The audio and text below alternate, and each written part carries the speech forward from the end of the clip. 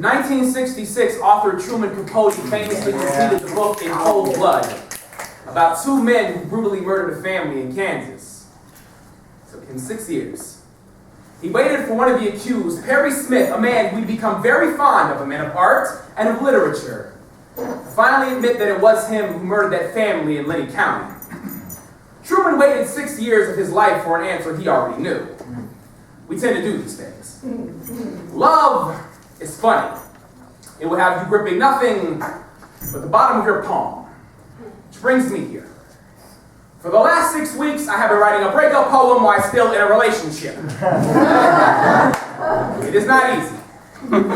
Every morning I wake up with the words, "Fight for her," tattooed across my collarbone, because the day that I saw her, there she stood, all tourniquet and soul food, defibrillator and eyeliner, saw me all orphan and wayside guy. The way she smiled with her palm and her chin like a fresco of frozen honey. This will become far too emotion than novels, where I created a timeline for context. January 3rd, you told me you liked me. January 10th, you talked me out of cutting my hair. Well played. January 13th, you said it tingles when I kiss you. January 14th, you wrote in your journal about the way my eyes look different when I do poetry. January 15th, you tingled a lot.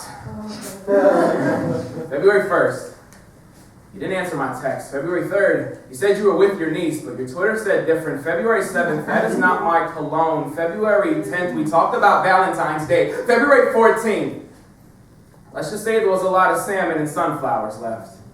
February 27th, I listened to the miseducation of Lauryn Hill 30 times.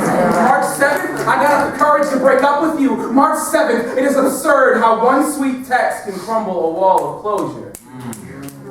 When Perry Smith was to be hanged, he prepared a carefully written statement.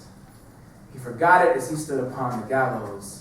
So when you see me, say nothing. Redemption is far too rare in this life. I read somewhere where girls wear makeup around their eyes to protect their true emotions. That's why I never saw the serial killer in your stare. I wrote this March 20th, the day I broke up with the woman I was falling in love with. There is no uplift here.